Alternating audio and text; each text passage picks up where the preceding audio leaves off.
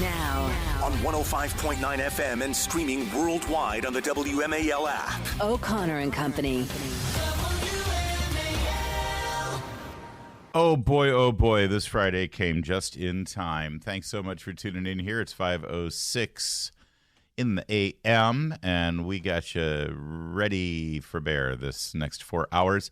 We've got you ready for, no, we're ready for bear. We're going to get you set up. See, I'm going to need you to, can you be my seeing eye? I will do my best. Helper. I was going to say seeing eye dog, but that would have been misinterpreted. No. Patrice Onwuka, I apologize. You know what I mean, though? I do. Coming up at 7:05, Tom Fitton, Judicial Watch. Mm-hmm. We had our Larry Wine Club event last night. Oh, I want to hear all about it. I didn't, and now, of course, we just taste the wine. I'm not, but it was a late night. I'm not going to lie. I'm surprised you're here. I say this only because I know that other people waking up at 5:07 oftentimes sometimes have a little struggle getting going. And so, especially after a boozy night. After it wasn't boozy. 7:05, Tom Fitton of Judicial Watch on the Democrats' very bad day in court yesterday in Manhattan. 7:35, Representative Mike Waltz, who was there. 8:05, it's the governor of Virginia, Glenn Youngkin. And then 8:35, Brett Bear. This is Patrice Onwuka. Happy Friday. Happy Friday, indeed. Did I mention it was a really bad day for anyone who wants to see Donald Trump in an orange jumpsuit behind bars? I'll let Jesse Waters set this up a little, but let me just tell you, the Trump's defense hasn't even started yet. This is still the prosecution's case.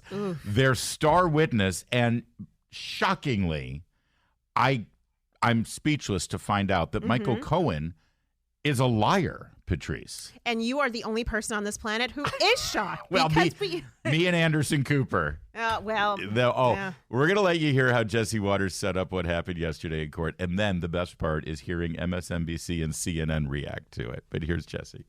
Michael Cohen suffering under a blistering cross-examination today. And oh boy, did he fall apart. The prosecution's entire case rested on one phone call that Michael Cohen says took place. Cohen testified that he called Trump's head of security and told him that the Stormy payment was taken care of. That was the big link between Trump and the money. Today it came out the call never happened. Trump's defense lawyers showed Cohen a sheet of text messages on the night he claims he made that call. Turns out Cohen had been getting prank calls from a 14-year-old and called Trump's security chief to ask if he could sic the Secret Service on him. Trump's defense attorney raising his voice, zeroing in on Cohen. That was a lie. You did not talk to President Trump. Cohen panicked, shifted in his seat, voice cracking.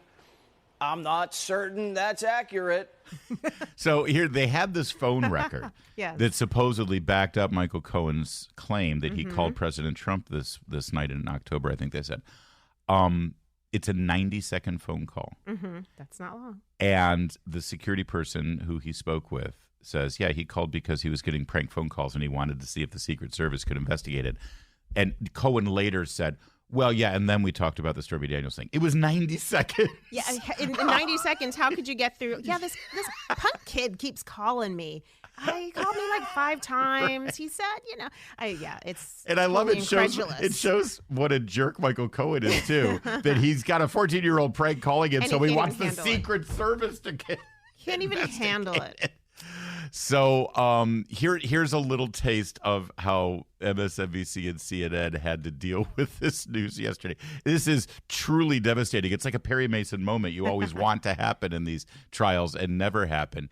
Here is legal analyst. Is this Ari Melber? Is that or Eli? Who's Eli the guy? Koenig? Okay. Yeah. I think I've ever seen a star cooperating witness get his knees chopped out quite as clearly and dramatically as what just happened with Michael.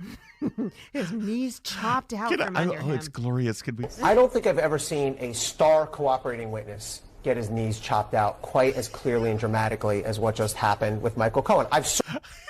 I loved it. Listen, I actually like this guy.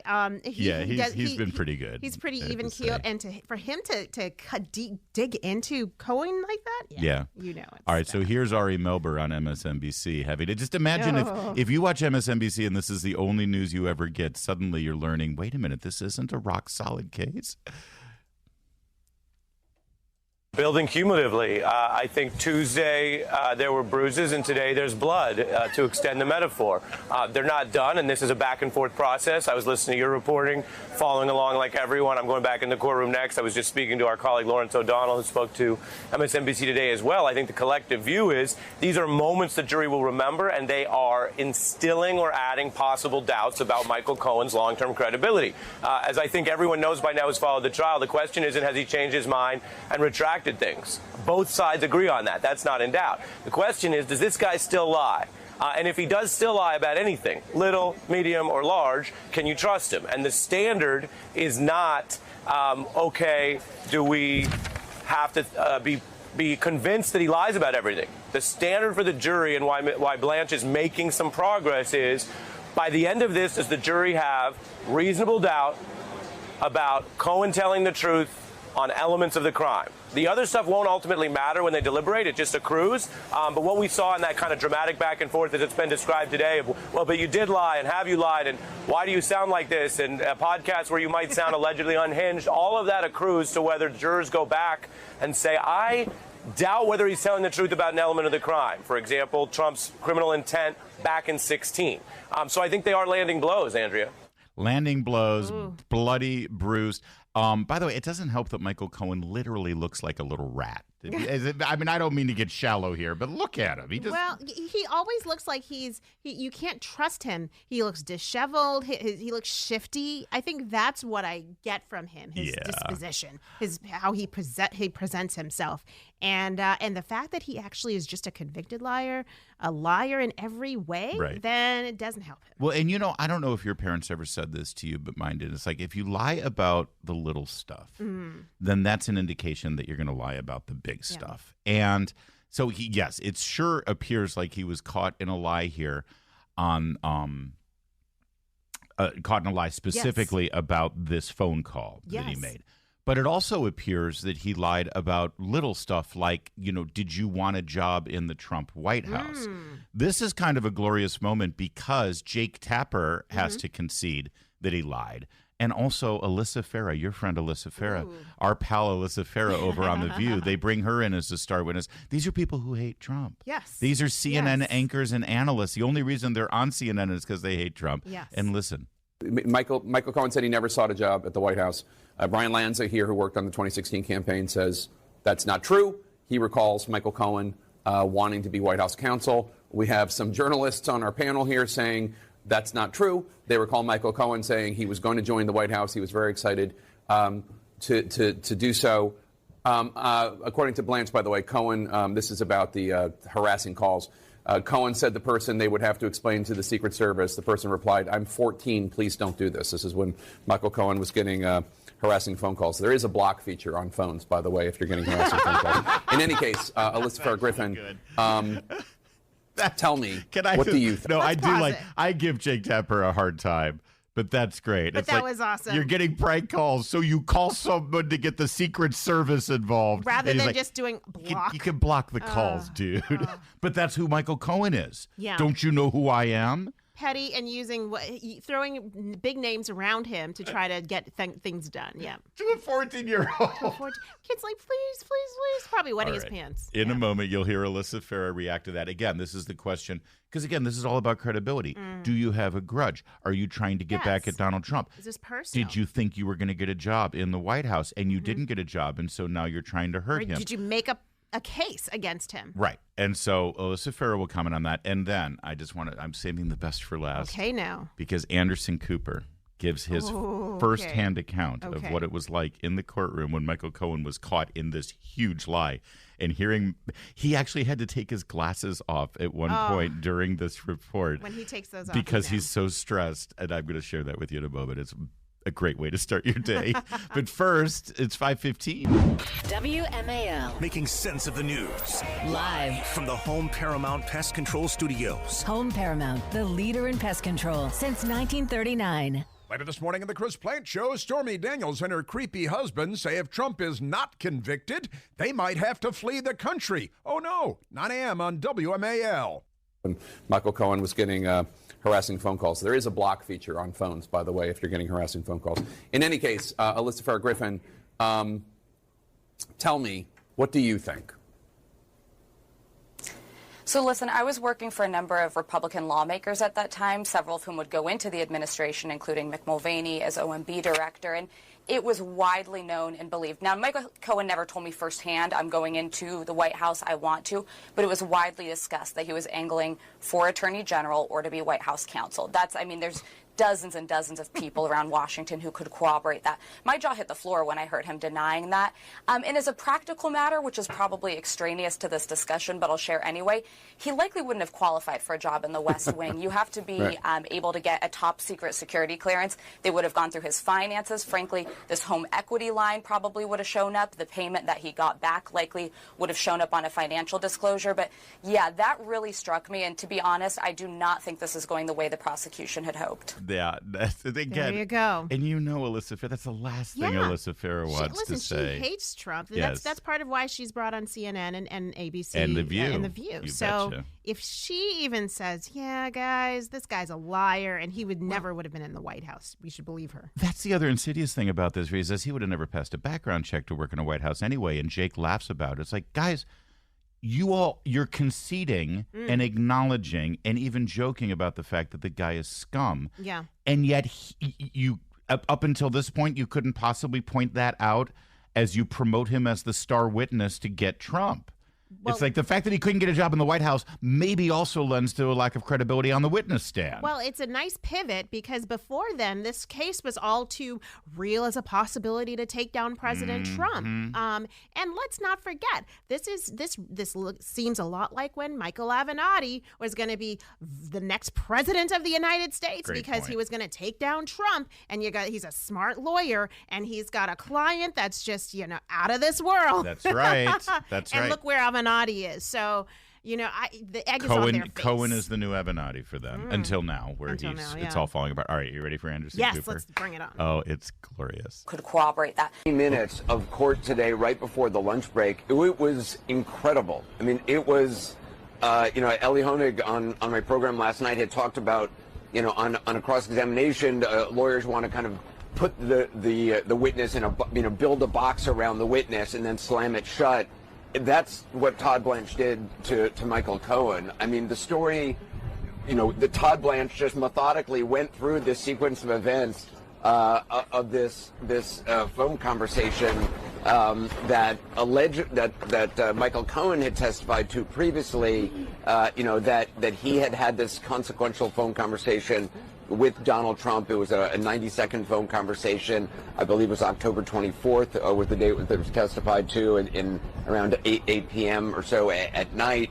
But Todd Blanche on his cross-examination today looked at the transcript of text messages that Michael Cohen had received and sent before that time frame. And there had been this series, I guess, of crank calls that Michael Cohen had received. It turned out to be from some 14-year-old. There was an exchange of messages between the alleged 14-year-old and Michael Cohen. And then Michael Cohen texts Keith Schiller at like 7:50-something or 7:48 p.m. Saying, hey, I've got some dope has been harassing me.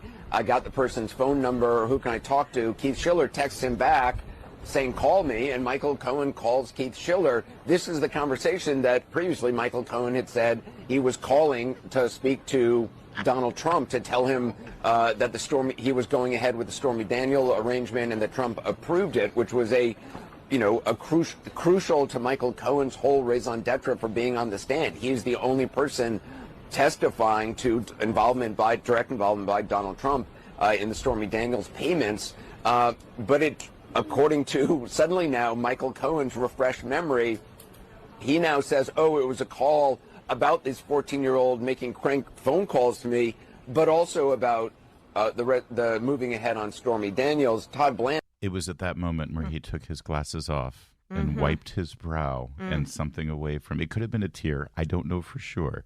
It's the sweat of saying, OMG, what have we been doing? We've been building up a case with this guy as the star witness. That's what that was. Do you want to hear more of Anderson? Yes, please. Let's hear more. Blanche was incredulous, his voice cracking, his voice raising up, moving around the courtroom, speaking, saying, saying that what the jury doesn't want to hear, him guessing, it wants to hear facts.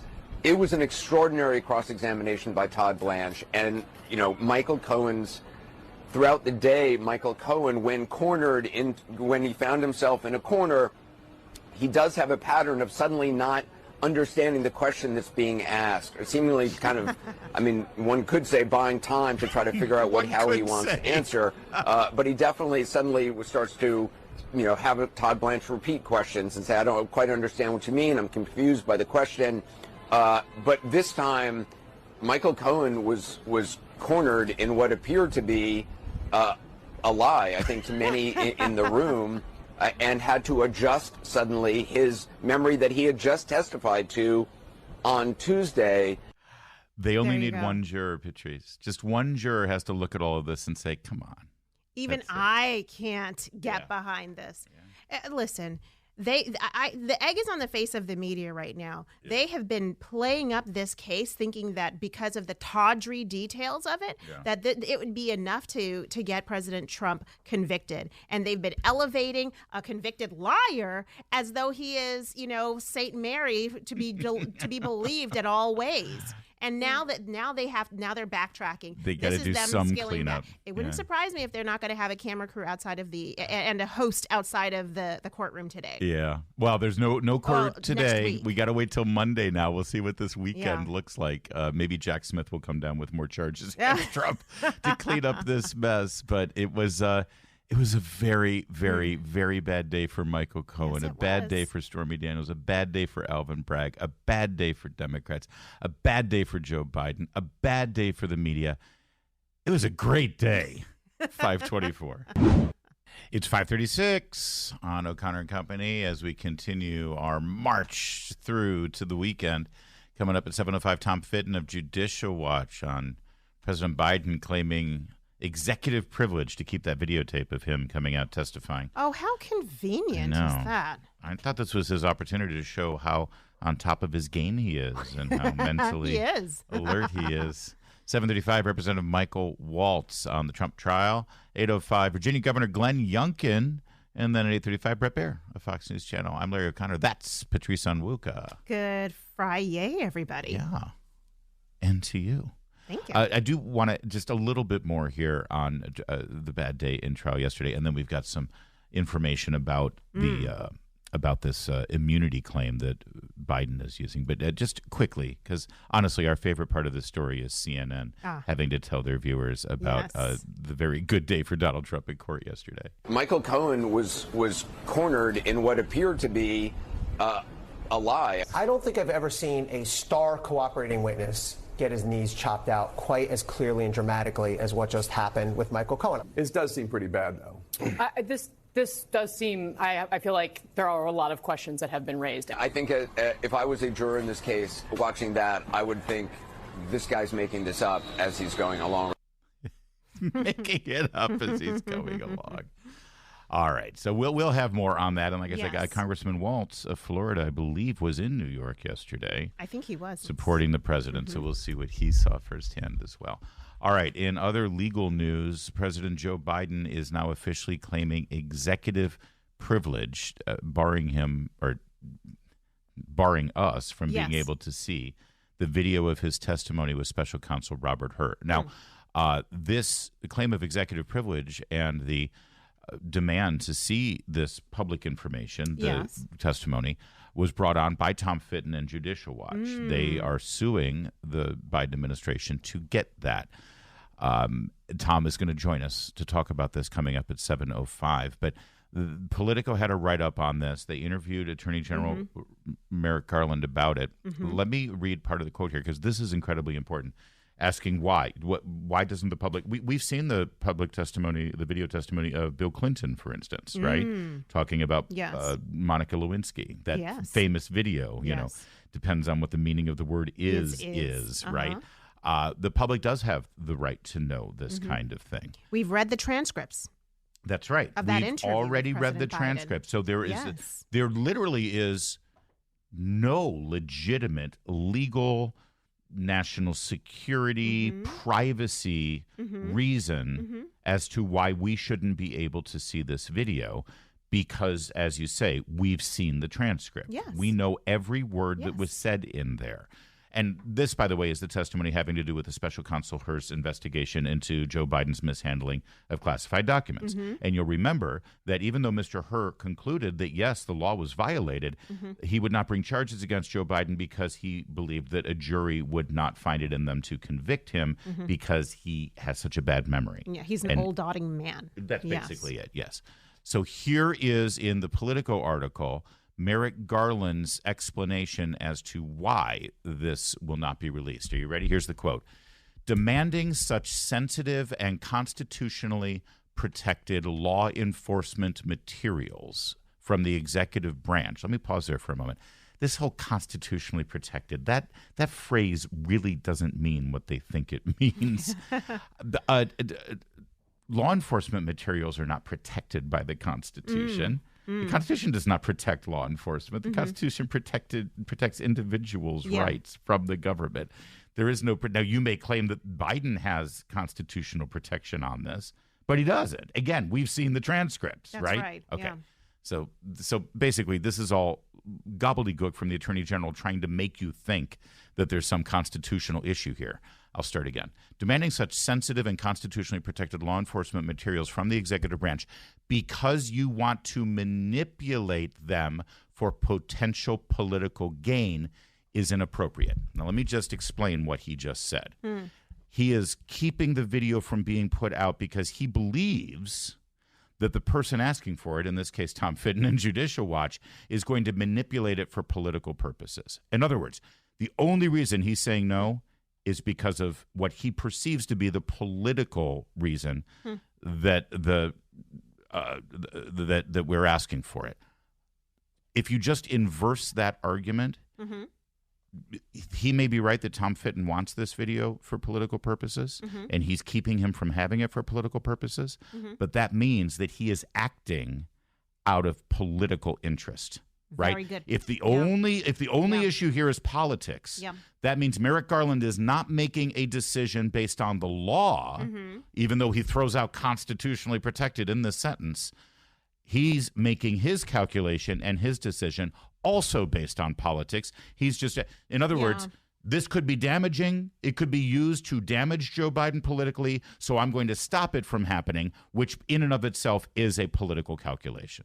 Well, you know, the White House counsel, Ed Siskel, he wrote a letter and broke it down very, very clearly as well, saying the same exact thing. Quote, the absence of legitimate need for the audio recordings lays bare your likely goal to chop them up, distort them, and use them for partisan political purposes. So this is really just to protect Joe Biden. Yeah. This is to protect him from criticism about his delivery, about his presentation, how he was in those interviews, which probably, if what Hur wrote in the report is that, he was going to be, it was bad. His memory, his lapse of memory, his ability to articulate himself, it was bad.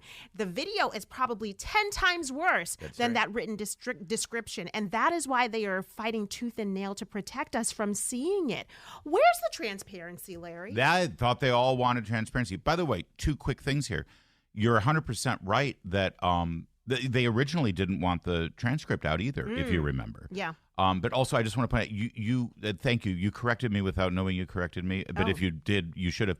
The quote that I was giving you was not from Attorney General Merrick Garland. It was from White House counsel Edward Siskel. Okay. That is his quote, saying that but again, it's just as valid. Well, that the White House counsel's argument that Garland agreed with is purely political. Well, I do have a quote from Garland here saying the committee's needs are plainly insufficient to outweigh the deleterious effects that productions of the recordings would have on the integrity and effectiveness of law enforcement investigations in the future. So that's just a lot of garbly-goop. Exactly. No. It's just a lot of garbly-goop to say, oh, no, we're scared about, we're just scared that this information, this video recording is going to get out or this audio is going to get out. No, we want transparency. The American people want to know what kind of mental faculty President Biden had at the time. Let's see it. Yeah, and in fact, more analysis of this, legal analysis, but also political analysis, since this really is a political thing, in just a moment. It's 5:44. So the White House counsel and the Attorney General, in agreeing with their argument, are keeping the video of Joe Biden testifying in Robert Hur's special prosecutor investigation into Joe Biden's mishandling of classified documents secret. They're not going to let you see any of it. They're sequestering it, going back on every vow of transparency. Again, this is testimony, as you pointed out, Patrice, of a transcript that we've already seen, which they also tried to withhold. And it is, of course, for purely political purposes. But here's what's strange to me. You remember when Robert Hur made this announcement, and it was devastating that Joe Biden can't stand trial. He's not mentally capable of doing so. And you saw trotted out from Jen Psaki to the Attorney General to the Secretary of State, all of these cabinet officials saying, I've never seen Joe Biden sharper. He's on the top of his game. He is I mean, and of course, we never get to see that Joe Biden. For some reason, we see him wandering around the stage, not knowing where to go and what to say. And Exactly. So here's what's weird to me. This video would finally prove to everybody how on top of his game he is. This video, they said Robert Hur lied, that Robert Hur was a partisan hack, that he breached his duty as an officer of the court by saying that egregious and horrible thing in his statement that Joe Biden was not capable of standing trial. So damn it, prove it to us. Show us what Robert Hur saw. Yeah.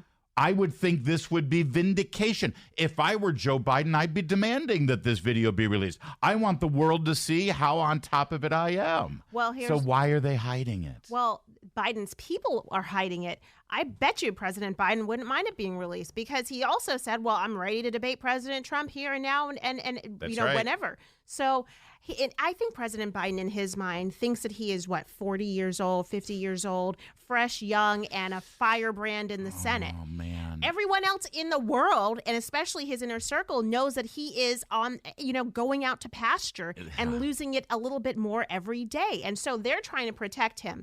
But the American people deserve better. The American people deserve to know, when they go to choose the next president, whether President Biden's mental capacities make him qualified to be able to serve out another 4 years. That's right. And by the way, you just said something that hit me, because when you said Joe Biden thinks that he's in his 40s and in his prime. So my dad, I've said this before, my dad is suffering from Alzheimer's. He's got it pretty serious. And I call him on a frequent basis. And his birthday was in April, and I called him to wish him a happy birthday. He just turned 87. Oh, wow. So I said, happy birthday. Can you believe you're 87? He said, I'm not 87. And I said, what do you mean, Dad? He goes, I'm not 87. Stop messing with me. And I said, well, how old do you think I am? How old do you think you are? And he said, I'm 43. Wow. And I said, Dad, how old do you think I am? And he said, well, and of course, he doesn't put the logic together. He goes, you're 32, which, of course, I'm not, that close to my dad's age, obviously. And I started laughing, and I said, okay, Dad, let's just go with that. I'm 32. But that is, I think That's you're right. what we're dealing with. I think you're right. That's what we're dealing with. And I see it all the time when I see Biden. I see the same traits that my dad has. Julie Kelly, by the way, also points out the hypocrisy of this transparency or this executive privilege claim. And I just want to read what she had to say and let her have the drop the mic moment. Biden, his general counsel, his DOJ, and D.C. courts have systematically stripped Trump and his associates, including his attorneys, of every privilege protection, including, I'll add, attorney-client privilege, which used to be one of the most sacred privileges. Now the Biden Garland is asserting a privilege to prevent House Republicans from accessing a recorded interview from Robert Hur. It is outrageous, knowing that they're claiming this privilege while stripping Donald Trump from every executive privilege that he has. It's despicable. Tom Fitton, again, is one of the people who began this lawsuit with regard to the video, and he'll be joining us at 7:05. Right now, it's 5:15.